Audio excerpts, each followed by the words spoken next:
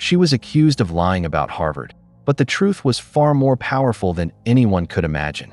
Emily Parker never claimed to be a graduate, yet the moment a forgotten envelope with the Harvard logo surfaced from her cleaning closet, her quiet world collided with the harsh glare of suspicion.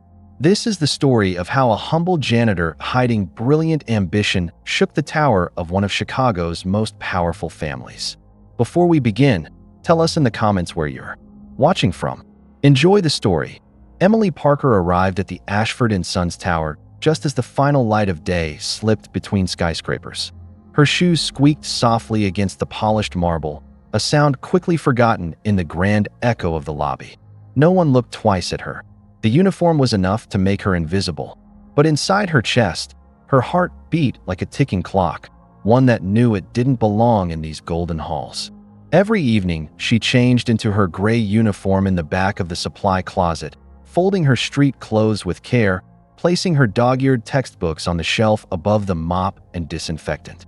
At 25, Emily had been cleaning office buildings since she was 16, taking care of her grandmother, paying bills, surviving. But there was something different about her, something not even the years of poverty and loss could scrub out, an unbreakable fire after hours. While executives slipped into black cars and the tower lights dimmed, Emily would steal moments at a breakroom table, highlighting paragraphs in economics textbooks by flickering vending machine light. Her fingers smelled of bleach and lemon polish. Her mind buzzed with terms like marginal utility and fiscal elasticity. Every word she learned by herself. No university, no teacher, just determination and a dream she shared with no one. Her world was routine, clean, read, repeat. But everything shifted the moment she entered the executive floor for the first time. William Ashford III stood behind his glass desk, his reflection ghost-like in the mirrored panel that framed the Chicago skyline. He was young for a CEO, early 30s, sharp suit, colder eyes. The room was still as she entered, mop bucket rattling softly. He glanced up once, not really seeing her, and returned to his screen. To him, she was a shadow moving in the periphery, a flicker on the edge of relevance. Yet something caught. Her presence, though muted, wasn't forgettable.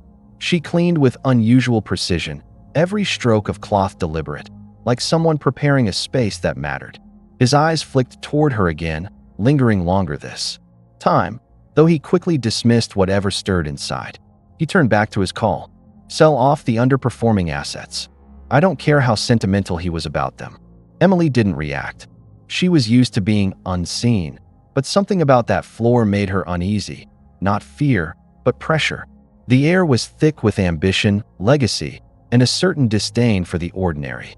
She noticed the family crest etched into the glass, the silver, frames holding decades of Ashford victories. As she wiped a shelf, she saw a photo, an older man shaking hands with a uniformed nurse. Her breath caught. The face in the photo was her mother. She blinked and looked away.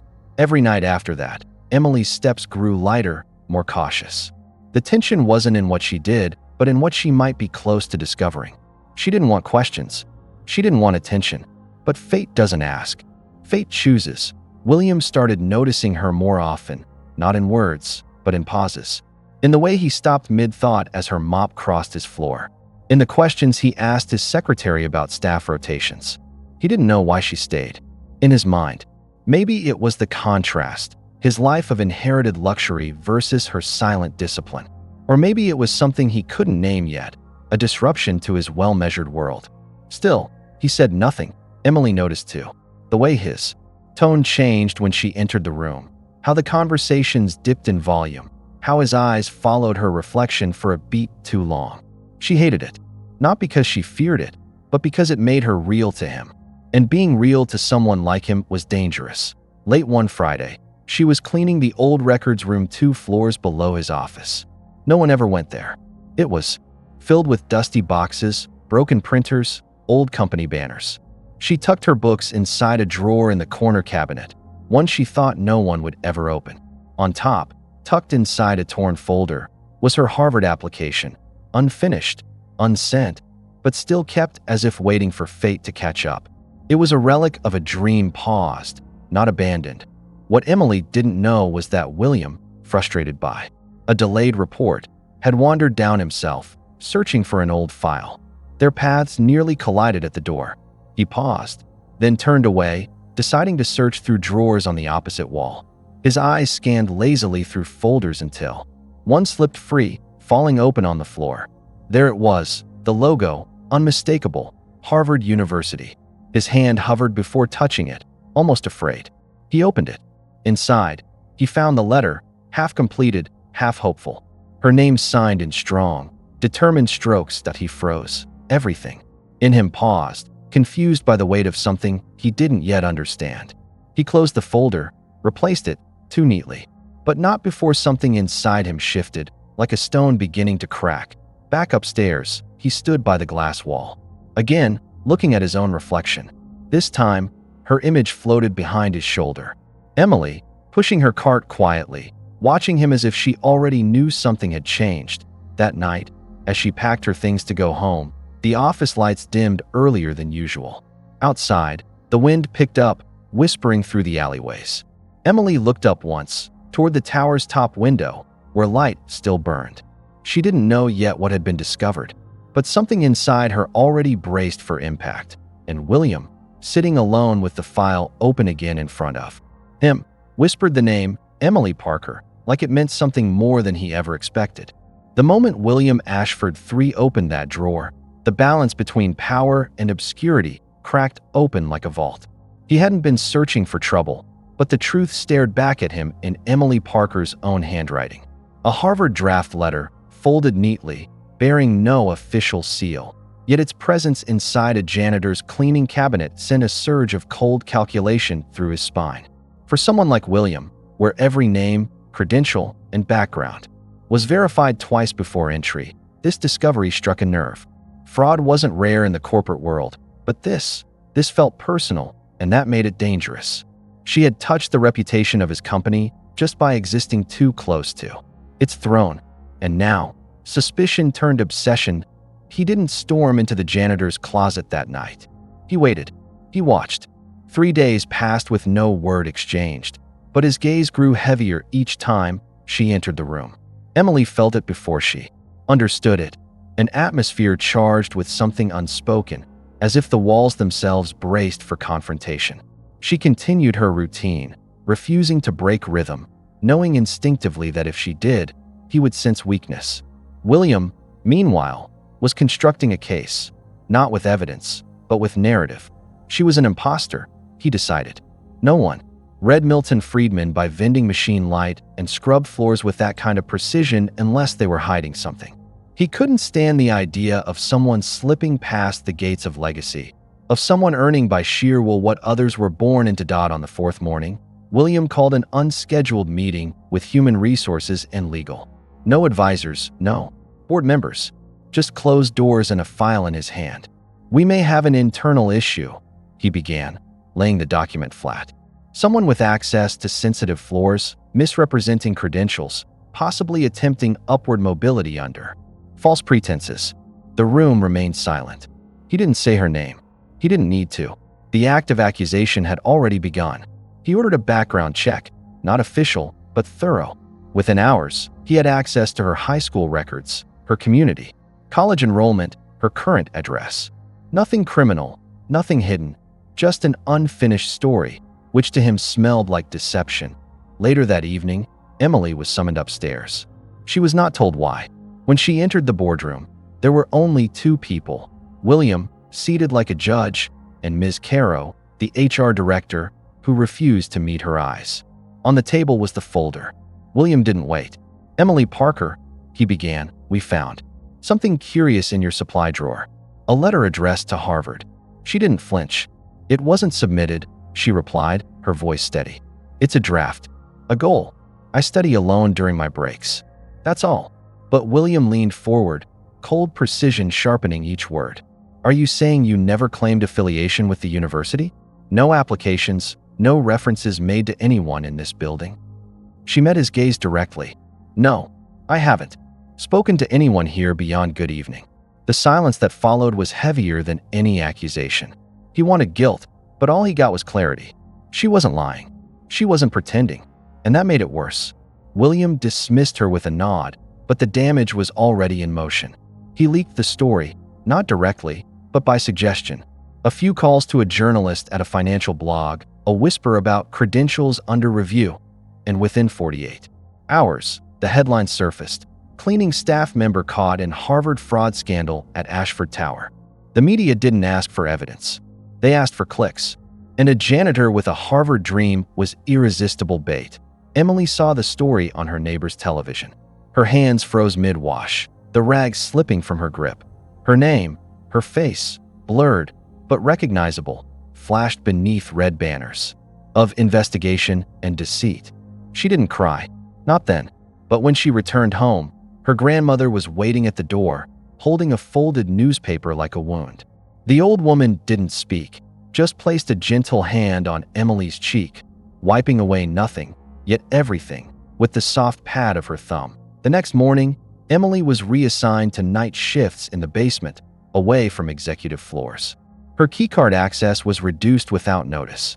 Colleagues who once smiled now looked away. No one asked for her side of the story. They didn't need to. The world had decided she was a fraud. The dreams she had protected so fiercely were now laid bare, misunderstood, and mocked. And yet, she kept cleaning. Not because she had no choice, but because surrendering to shame wasn't part of her nature. William watched from a distance. He thought it would bring closure. Instead, it left a bitter aftertaste he couldn't name. The sight of her, unbending, quiet, determined, it didn't feel like victory. It felt like something unresolved, behind closed doors. Emily filed a request to appeal the internal disciplinary note added to her record. It was denied. She then reached out to the Harvard community liaison, not to defend herself, but to ask what she needed to truly apply. Her inquiry was logged, but unanswered. She returned to her studies anyway, pushing through late-night chapters while headlines faded. The news cycle moved on, but William couldn't. He found himself rereading the folder, studying her handwriting, replaying the confrontation. Why didn't she crack? Why didn't she demand apology or compensation? Why did her silence feel louder than outrage? One night, pacing through the storage level in frustration, he yanked open an old archive cabinet, tossing folders until one slipped loose. Inside were letters, decades old, between his father and various benefactors, friends, allies. One envelope was addressed to Margaret Parker. He opened it. The words inside chilled him. Gratitude for saving his father's life during a hospital fire. Praise for her discretion. A note: if ever her daughter seeks a better path, remember we owe a great debt. Dated 25 years ago. Signed, Charles Ashford. William sat down on the concrete floor, the letter shaking slightly in his hand. This wasn't fraud. It was forgotten gratitude. Emily's mother had saved a life. His father's life. The Harvard draft wasn't ambition. Out of place. It was destiny trying to catch up to a promise buried in silence. And William, out of pride or paranoia, had tried to erase it. The truth burned through his carefully curated assumptions. He didn't know whether to feel ashamed or relieved. But he did know this. He had to make it right. The problem was, he had already lit the match. And Emily Parker stood on the ashes. The boardroom smelled of polished wood and silent judgment when William Ashford III called an emergency internal meeting, this time with the full circle of executives. With a thin stack of printed headlines in one hand and a presentation file in the other, he stood like a prosecutor ready to deliver final judgment. He didn't name Emily directly. He called her the subject of concern, referring to her only as an individual who brought undue attention to Ashford and Sons. His tone was measured, cold, authoritative, designed to leave no room for empathy. The men and women around the table nodded, some more eager than others, accepting the narrative with relief. It was easier to move forward blaming someone powerless than to question their own systems. Meanwhile, in the shadows of the building, Emily was asked to sign a voluntary resignation form. It was framed as a matter of optics. Too much heat, they said. It's not personal. But of course it was. Every part of it had been personal. She refused to sign. Quietly, but firmly. She walked away from the HR office with her name still on the badge and a silent fire in her chest. That evening, the media exploded. New footage surfaced, an edited clip showing her walking past Harvard's gates from years ago, mixed with screenshots of her textbooks and statements from anonymous insiders painting her as a manipulator. The story now had its villain, and Emily's silence became its fuel. Headlines like "Cinderella with a Lie" and "Mop and Deceit" plastered every gossip site. At a downtown coffee shop, two interns whispered as she walked past, eyes wide with the thrill of proximity to scandal. Her name had become currency, and it was being spent without her permission. When she got home that night, her grandmother was waiting with a warm meal that went untouched. They didn't speak.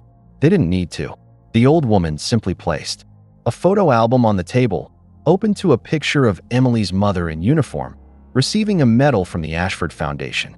Emily stared at it in silence, then closed the album gently, as if locking away a piece of her strength for later. She didn't cry. Not yet. The hurt was too raw for tears. The following week, Emily returned to work, refusing to vanish. Her tasks were now confined to sublevels, parking lots, storerooms, mechanical rooms. The world above had judged her unworthy of their floors. Still, she cleaned with the same quiet intensity, even as whispers followed her like ghosts. William watched her from his office monitors. Security feeds now doubled as his window into the woman he had misjudged. Every time she bent to polish a floor, every time she carried her bucket without complaint, he felt the weight of that letter from his father press harder against his conscience. One night, unable to bear it anymore, William approached her in the sub-basement where she was scrubbing a stairwell. The air smelled of rust and detergent, thick with tension. He didn't announce himself, just stepped into her space and cleared his throat. She didn't turn. "Miss Parker," he began, voice soft, unsure for the first time in years. She kept working. "I may have acted prematurely," he said, offering the faintest signal of contrition. She paused, finally rising to face him. Her expression was unreadable. No anger, no relief. Just a woman staring down the man who tried to erase her. "I don't need your apology," she said after a beat. "And I don't need your pity. You took something from me. Not my job, not my name. You took my silence and twisted it into guilt." William blinked, stunned. She didn't yell. She didn't accuse. She simply laid out the truth like a surgeon with a scalpel. "I never pretended. I never lied. You filled in blanks with your fear of someone like me being more than you imagined." William opened his mouth, but the words caught in his throat. Emily stepped past him, returning to her bucket. "If you want to help, stop talking," she said. "Stop watching. Just stay out of my way." That night, William sat in his penthouse alone, replaying her words. For the first time, he saw his own reflection clearly. Not the man in the suit, but the boy behind the legacy, raised on privilege and protection, never once asked to confront his own bias. He pulled out the letter again, his father's signature, blazing like a brand. A debt, his father had said. But the truth was, William didn't act out of family honor. He acted out of pride. And now, it was too late to pretend otherwise. The next morning, a gossip columnist posted a follow-up piece, this time digging deeper into Emily's background. Raised by a war widow, it read, "Mother died in a hospital fire after saving dozens." Rumored to be the same fire that nearly claimed Charles Ashford's life. Suddenly, the tone shifted. Sympathy crept into public discourse. Comments changed. Why didn't anyone verify this before? Ashford should have investigated before accusing. William didn't respond to press inquiries. He stayed silent, watching as public perception turned not against him, but into something worse, disappointment. Emily, meanwhile, showed up to work like always. Only now, her steps carried something new. Not pride, not vindication, but clarity. She knew who she was. And no amount of slander could take that. By Friday, the board requested an internal review. PR damage, legal exposure, and shareholder concerns created tremors. William's position remained intact, but his grip had loosened. The empire was watching its prince fumble the weight of legacy. Yet William didn't defend himself. He declined interviews, ignored calls, and quietly withdrew from the public eye. Not out of shame, but from a growing sense that fixing this wouldn't come from spin. It would come from change. Emily received a letter the following week, not from the company, but from a professor at a local college who had seen the article. "If you're still serious about your education," it read, "we have a foundation scholarship opening," and your name came up. There was no condition, no agenda, just opportunity. Emily folded the letter slowly, then looked up through the window of the supply room, watching the sun finally touch the corners of the tower that once tried to bury her. She didn't smile. She didn't cry. But for the first time, she exhaled without pain. William Ashford III stood alone in the archives long after the building emptied, his fingers brushing over the yellowing paper like it might change if he touched it enough times. The letter from his father to Emily's mother was more than a thank you. It was a quiet confession, an acknowledgement that the Ashford name owed its legacy to a nurse who never once asked for credit. Margaret Parker had saved his father's life when a hospital fire nearly consumed them both, an act buried under decades of silence and boardroom distraction. Now, her daughter had stood in front of him, proud and unyielding, and he'd tried to crush her for daring to aim higher. William didn't feel guilt. Guilt was too simple. He felt something closer to fracture, as if the armor of inherited confidence he wore his entire life had cracked and let in something raw. He didn't return to the top floor the next morning. Instead, he sat in the company car with the engine off, staring at the horizon like a man waiting for orders that would never come. His reflection in the rearview mirror looked like someone else, someone who had built towers not with purpose, but with fear of falling. When he finally stepped into the office, he walked straight past his assistant, straight past his scheduled meetings, and into the records vault. What he was looking for, he couldn't explain until he found it. The full file on the Ashford Foundation's Emergency Scholarship Fund, the one created in the aftermath of that fire. Emily Parker's name had never appeared on it, though it should have. Her mother had been the reason it was founded, and yet not one member of the board had remembered her story. While William dug through the past, Emily received a package at her apartment, a faded envelope sealed decades ago but never opened. Inside was a letter from her mother addressed to the Ashford patriarch. She had found it among her grandmother's stored boxes, untouched until now. The handwriting was soft, a bit rushed. It spoke not of heroism, but of gratitude, for being given a small bonus after the fire, for being treated with dignity despite the chaos.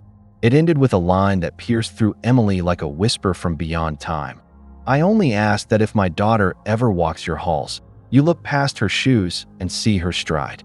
Emily folded the letter, sat back in her chair, and felt the final puzzle piece settle into place. Her mother hadn't saved a life for favor or fame. She had done it because it was right. And now, fate had dragged that memory into the harsh light of vengeance. The tower. Whispers began circling.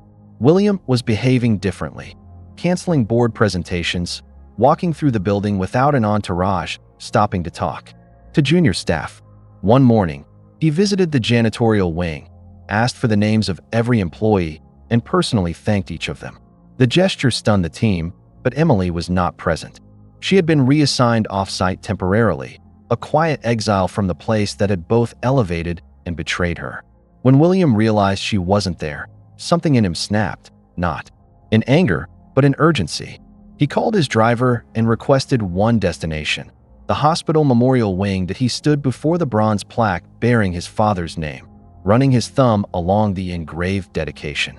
But it was the smaller inscription below that arrested him, a single line crediting the unnamed nurse who acted without fear.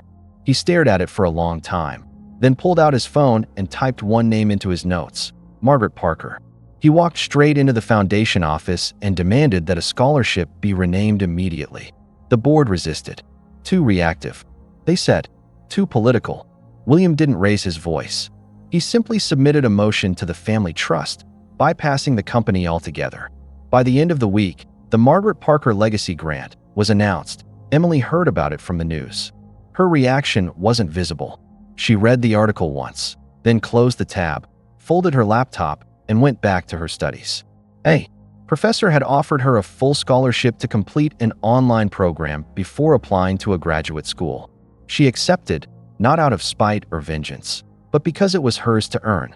Still, she couldn't ignore the strange twist of fate that had turned William from antagonist to witness. One evening, weeks later, William showed up at her door. No driver, no suit, just him. She didn't open the screen door, but she listened. He handed her a sealed envelope. "This isn't payment," he said. "It's information. Letters my father wrote. Records no one else saw. Things you deserve." to read. She didn't take it right away. "You don't owe me this," she said. "I'm not your unfinished business." William nodded. "No, but I was part of the problem. And I'm trying to learn what it means to stop hiding behind legacy." She took the envelope. He left without saying goodbye. That night, Emily read every letter by candlelight. They weren't all about her mother. Some were mundane, business-related.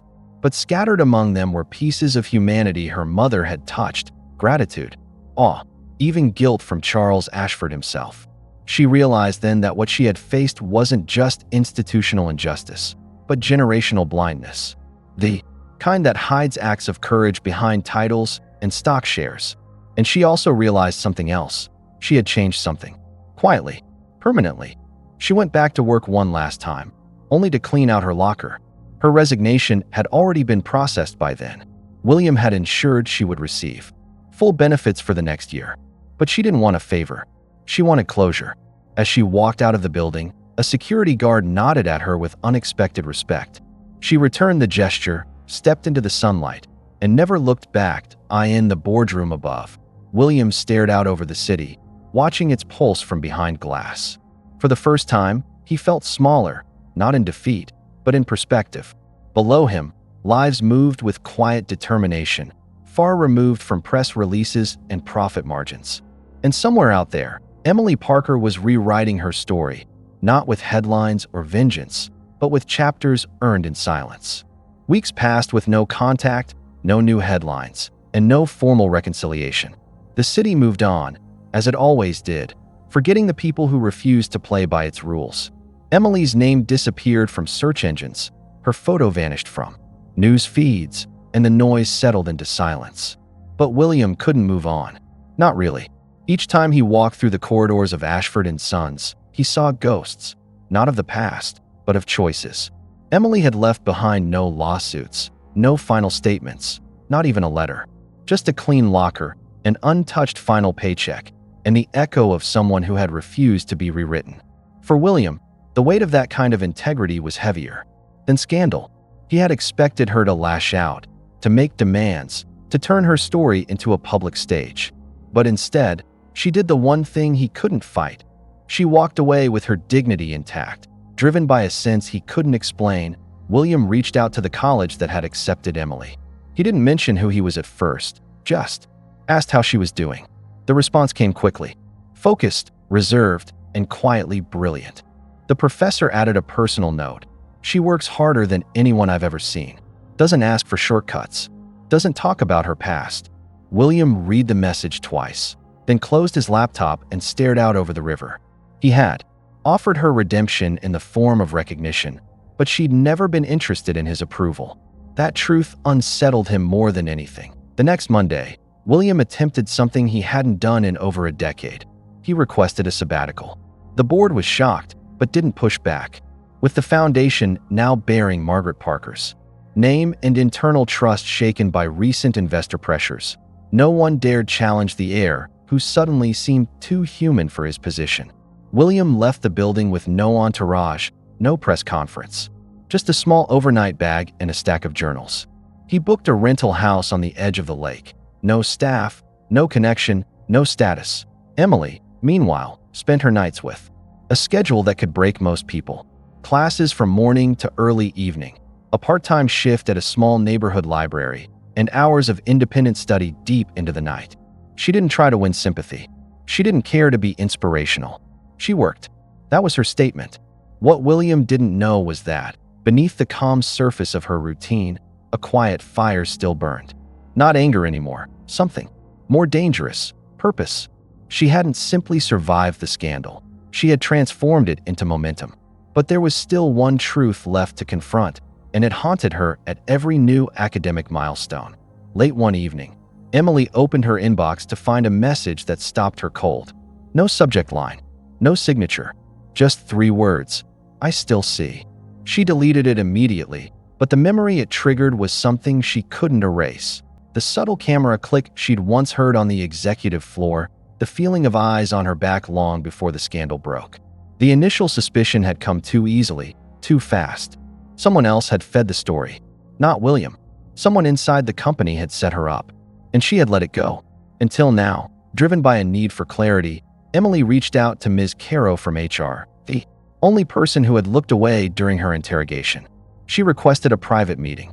At first, there was hesitation, then a quiet agreement. They met at a neutral cafe far from the tower. Ms. Caro arrived tense, looking over her shoulder. Emily wasted no time. Who else knew about the letter? Before William. Ms. Caro hesitated, then broke. "You didn't hear it from me," she whispered. "But there was a board member pushing hard to clean house. You were just a symbol, a way to send a message." Emily leaned back, absorbing the blow. She hadn't been collateral damage. She had been a warning shot. The next day, William returned to the city. He walked into his office with a new posture, not of power, but clarity. The air had changed. He requested access to internal surveillance logs, something he hadn't done before. Quietly, methodically, he began piecing together the timeline from the day he found Emily's folder. He saw the footage. Someone else had entered the supply room earlier. A board member. The same one who had pushed him to act decisively. The same man who had once whispered about cleaning the lower ranks. Rage wasn't the word for what William felt. It was colder than that. Calculation. Strategy. Emily didn't know what he would do with the truth, and she didn't wait to find out. She submitted her formal application to Harvard, not with hesitation this time, but with full intention. Her essays were sharp, reflective, unapologetically honest. She didn't write about tragedy. She wrote about accountability, about being seen, erased, and surviving without bitterness. She hit send and walked outside into the dusk, letting the cold night wind remind her she was still very much alive. That same evening, William walked into the boardroom for a closed-door session. He brought copies of the surveillance stills, the internal memos, and a printed transcript of his father's letter. He laid them out like evidence at a trial and looked the man responsible in the eye. "You don't work for this company anymore," he said flatly. There were no debates, no arguments, just silence. The kind that comes when power shifts from fear to truth. Emily never heard the outcome officially. She didn't need to. Some victories don't come with announcements. She received a call months later. Her Harvard acceptance had been granted. Full scholarship. She cried, but only briefly. Then she got to work, as she always had. And William? He stood once more in the Ashford Tower, this time in front of a wall-sized portrait newly installed. Margaret Parker, in full nurse uniform, centered beneath a quote. "Courage doesn't wait for permission." He stared at it for a long while, knowing that for the first time in his life, he had done something not to preserve legacy, but to honor it. Harvard wasn't a dream anymore. It was real. The acceptance letter arrived on a rainy Thursday, ink slightly smudged, but the words burned into Emily's memory with perfect clarity. There was no fanfare, no crowd to applaud, just her grandmother's trembling hands touching the edge of the envelope as if it were sacred. Emily had worked too long, stayed too quiet, to let emotion unravel her. But that day, she cried. Not from relief, from release. Everything they tried to erase had led to this moment. The headlines, the shame, the silence. None of it had broken her. She had earned her way in, not through the favor of the powerful, but through the quiet rebellion of persistence. The transition was swift. Her belongings fit into a single suitcase, and her apartment, bare, humble, was handed over to a cousin. She left no notes behind, just a sticky message on the fridge that read, "Keep fighting." EP. At Harvard, she arrived not as a symbol, not as a former scandal, but as a student. Her ID badge didn't carry weight, but it carried history. Professors didn't know her full story, only what was in her transcript. A non-traditional student, slightly older, scholarship recipient. Emily never mentioned Ashford, or the headlines, or the tower where her name was once dragged across granite floors. She came to learn, not to explain. The first weeks were disorienting. Students talked in coded academic jargon, referencing professors she had only read about in secondhand textbooks. But Emily was used to standing in rooms where no one expected her to belong. She didn't argue, didn't compete. She listened, observed. When she spoke, it was only when she had something precise to say. The silence that once marked her as invisible now made her unforgettable. One professor, after a heated discussion about market failure, approached her and said, "You don't speak like someone trying to impress. You speak like someone trying to understand." That was all Emily needed. She wasn't here to perform. She was here to build. Back in Chicago, the Ashford empire was fraying at the edges. William had removed one of the most corrupt board members, but it came at a price. Investors grew uneasy. Whispers of a structural shakeup buzzed through the financial world. A competitor had begun circling, offering to buy out minor shareholders. William remained composed publicly, but behind closed doors, the walls were tightening. For years, the Ashford name had operated like myth. Now, it was being tested in real time. But for the first time in his life, William didn't flinch. He knew now that legacy wasn't sustained by manipulation. It was tested by truth. Still, one threat lingered, subtle, strategic, and far more dangerous than the boardroom. Rumors began circulating that someone from within the firm had leaked proprietary investment strategies to an overseas competitor. It wasn't just betrayal, it was treason within a financial empire. William launched a discreet investigation. He kept it off the record, trusting only 2 internal analysts. The deeper they dug, the more alarming the pattern became. A trail of encrypted communications, buried financial transfers, and one name reappearing across server logs. An assistant with access to executive accounts, someone planted years ago by a consulting firm later absorbed by the competition.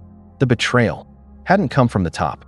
It had come from someone invisible. William's instinct was to bury it, to contain the fallout. But Emily's story haunted him. She had taught him that silence is the refuge of cowards.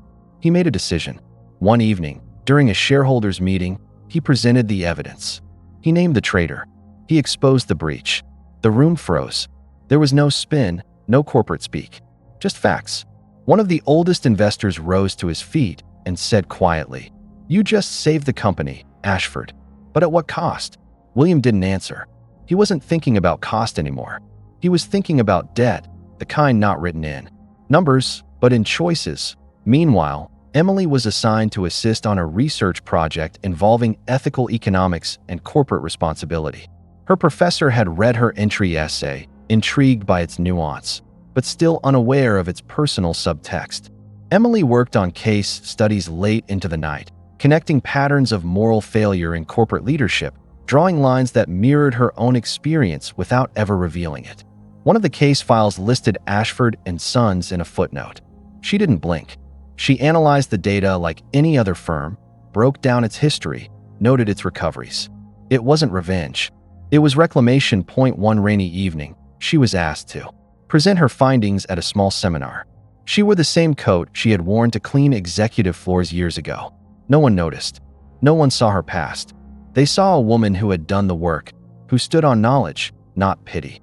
After her presentation, a guest speaker approached her, a visiting CEO from Boston. "You ever think about consulting for real-world policy?" he asked. "Your brain doesn't belong in the back office." Emily smiled faintly. "Neither did my body, but I've spent a lot of time there." He didn't get the full meaning, but the seed had been planted. Back in Chicago, William stood in front of the newly named Margaret Parker Grant wall again, hands in his pockets. An intern walked by and stopped. "Is that your grandmother?" the young man asked. William turned, caught off guard, then shook his head. "No," he said quietly. "She belongs to someone stronger than me." The intern didn't understand, but that didn't matter. What mattered was that every person who walked those halls now saw her face, not because she was famous, but because she had mattered. Quietly, eternally, Emily never returned to Ashford Tower. She never needed to. But every time she passed the city skyline on the way to class, she glanced at that glimmering building and thought of the floors she once polished, the man who tried to erase her, and the truth that had refused to stay buried. She didn't feel hatred. She felt distance, like something she had outgrown without realizing it. And in that space between who she was and who she was becoming, something rare and real took root. Dignity, not given, not granted, just earned. The first signs were subtle: emails bouncing back, calendar meetings disappearing, finance reports with numbers that didn't add up. William noticed the cracks before anyone else did, and by the time the CFO acknowledged the discrepancies, it was too late.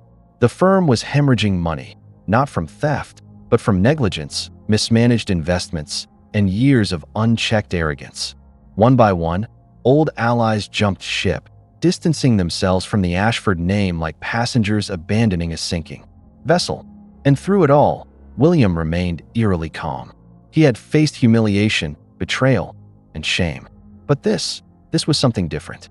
This was consequence, and it moved with the weight of inevitability. The media circled like vultures. Articles speculated about hostile takeovers. Whispers of federal investigations surfaced, and the once invincible Ashford Tower was suddenly fragile, no longer the beacon of untouchable wealth, but a monument to hubris. For the first time in his career, William stopped trying to control the narrative. He didn't issue statements. He didn't call in PR teams. He simply showed up every morning, read every report, faced every angry shareholder with quiet dignity. He had learned something from the woman whose name once embarrassed him. Survival wasn't about defiance. It was about endurance. And now, it was his turn to endure. Meanwhile, across the country, Emily's world was moving in the opposite direction. Her research on corporate ethics had gained traction, and she had been offered a prestigious internship with a DC-based economic reform committee. She accepted without hesitation. There was no ceremony, no grand farewell.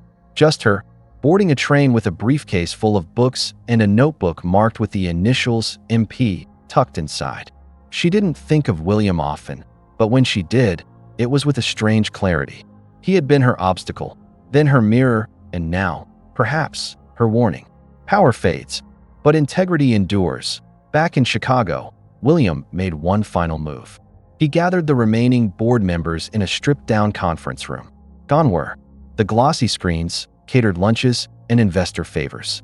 In their place were printed balance sheets, legal summaries, and a single envelope marked resignation. William placed it on the table and spoke without preamble. This company was built on debt, moral, financial, generational. I've paid what I could, but the rest belongs to the next chapter. He stood, nodded once, and walked out. There were no protests, just silence. The kind that follows when a man has nothing left to prove. That night, he didn't return to the penthouse. He drove to the lakefront, parked near the same bench where he had once sat with his father, and watched the skyline dim. The tower still stood, its lights fewer now, its name still etched in glass, but no longer untouchable. He didn't feel loss. He felt something closer to balance. The weight had shifted. The empire had fallen, not in fire, but in fatigue. And in its place was the seed of something new. Something that didn't bear his name, but maybe, eventually, his respect. Emily received the news the next day through a financial journal. The title read, "Ashford resigns amid collapse." She read the article once, then folded the page and slipped it into a folder of case studies labeled "Failure as Pivot." She didn't feel triumph. She felt confirmation. The world didn't need justice in headlines. It needed memory. And William Ashford III had become a memory, not of corruption, but of evolution. She didn't know if he would rebuild. She didn't care. What mattered was that she had survived his empire and now stood in a world of her own making. Weeks later, she was invited to speak at a policy roundtable about economic mobility. She stepped onto the stage in a fitted navy blazer, no notes in hand, and began with a single sentence. "Sometimes, the systems we clean were built to keep us outside, but that doesn't mean we stop scrubbing." The room fell silent. She didn't name names. She didn't recount scandals. She spoke of invisible labor, of buried stories, of dignity held together with silence. And when she finished, no one clapped for a full beat. Then the applause came, not for drama, but for truth. Back in Chicago, William packed his last box. Inside it was a single photo, one he had taken himself, without realizing its value. Emily, mopping a hallway, her reflection caught in the tower's glass like a ghost. He stared at it for a long time, then placed it inside a book, Ethics and Empires. He didn't know if he would see her again, but he knew he'd never forget her. Not because she changed him, but because she made him want to change. He walked out of the building, past the security desk, past the portraits, past the silence. No escort, no announcement, just a man leaving the tower he once ruled, finally understanding that power wasn't in the height of the building, but in the weight of the people who built it. On the morning of her graduation, Emily stood in front of a mirror in the dormitory's shared hallway, fastening the clasp of her modest gown with fingers that didn't tremble. The ceremony wasn't lavish. No orchestras, no grand speeches.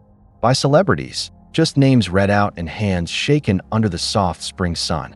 When it was her turn, she walked the small stage with deliberate grace, the weight of the past held quietly in her posture. Her name was spoken without comment, without footnote, without irony. Just a name among many, equal in weight, equal in recognition. She took the diploma, nodded politely, and returned to her seat. She didn't look back. After the event, while others gathered for photos and champagne, Emily slipped away. She found a bench under a tree just past the main lawn, the kind of spot that allowed for both solitude and observation. From her bag, she pulled out a small, time-worn photograph, her mother standing in hospital scrubs, holding a newborn Emily. She traced the corner with her thumb, not crying, not smiling, just breathing it in like one does when accepting the permanence of absence. Next to the photo, a folded letter sat unopened. It had arrived weeks earlier, handwritten and signed. She had known from the handwriting who sent it. Inside, William's words were brief. He didn't offer apologies, nor did he try to revise history. He simply wrote, "Some legacies are rebuilt in silence. I am starting over. I hope, in your own way, you already have." She never replied, not because she resented him, but because nothing else needed to be said. Their lives had diverged, each shaped by the other, but never owned. Her silence was not avoidance. It was completion. Across the city, in a quieter part of town, William lived in a modest brownstone, unassuming, almost forgettable. His days had slowed. He took long walks, read constantly, attended community forums under a pseudonym. No one asked who he had been, and he never offered. The Ashford name no longer opened doors, but he had learned to appreciate the humility in earning space, not commanding it. On his bookshelf, alongside financial theory and legal case studies, sat a single volume of poetry. Wendell Berry, pages annotated in pencil, one corner folded where a passage read, "It may be that when we no longer know what to do, we have come to our real work." That line had found him late one night, and he had closed the book on it like closing a wound. Sometimes, on Saturdays, he volunteered at a local literacy program. He didn't teach. He sorted supplies, brewed coffee, kept quiet. One afternoon, a young girl asked if he used to be famous. He smiled. "Not the kind that matters," he said, and handed her a dictionary. Moments like that grounded him, reminded him that rebuilding wasn't a grand gesture, but a quiet repetition of small acts. There was no redemption arc. There was only presence. Back in Cambridge, Emily joined a nonprofit initiative analyzing economic recovery in post-industrial towns. She didn't lead the team. She didn't seek the podium. She sat among others, listening, asking questions that pierced deeper than data. In meetings, when someone spoke over her, she waited, then responded with clarity that made the room still. Her power didn't rise from volume. It rose from precision. Those who worked with her never knew the headlines she once lived under. They only saw a woman whose calm unnerved and whose intellect anchored point one late evening. After a long session reviewing community proposals, she passed a janitor cleaning the marble hall. Their eyes met for a second. No words exchanged, but something flickered there. Recognition without context. Respect without explanation. Emily paused, then kept walking. No acknowledgement was necessary. She had long since understood that dignity doesn't ask to be seen. It simply exists. Years later, in an Ashford Foundation report, a single paragraph noted that the Margaret Parker Legacy Grant had expanded to 10 universities. No photos, no commemorative events. Just a line item in a public document. But the students who received it, most of them from backgrounds not unlike Emily's, never knew the full story behind the name. And that was exactly as it should be. Legacy, when true, doesn't announce itself. It moves through people, quietly, thoroughly, like water finding its way through stone at night. Sometimes, Emily wrote. Not for publication, not for an audience. Just essays she kept in a locked drawer. Observations, fragments, questions. 1. Page read. Perhaps justice is not what happens in courtrooms, but what we carry in how we treat the next person who cannot defend themselves. She didn't read it again. She knew the sentence by heart that on a cool evening in October, William passed by a bookstore window and paused. Inside was a display for a panel discussion on economic fairness. One of the names listed, in small serif print, was Emily Parker. He didn't go in. He didn't need to. He stood there for a moment, hand in his coat pocket, then continued walking down the street, one among many. That night, both of them, miles apart, no longer watching each other's lives, looked out of their respective windows and saw the same moon over different cities. Neither said a word. Neither made a call. But something quiet had resolved between them, something more enduring than forgiveness.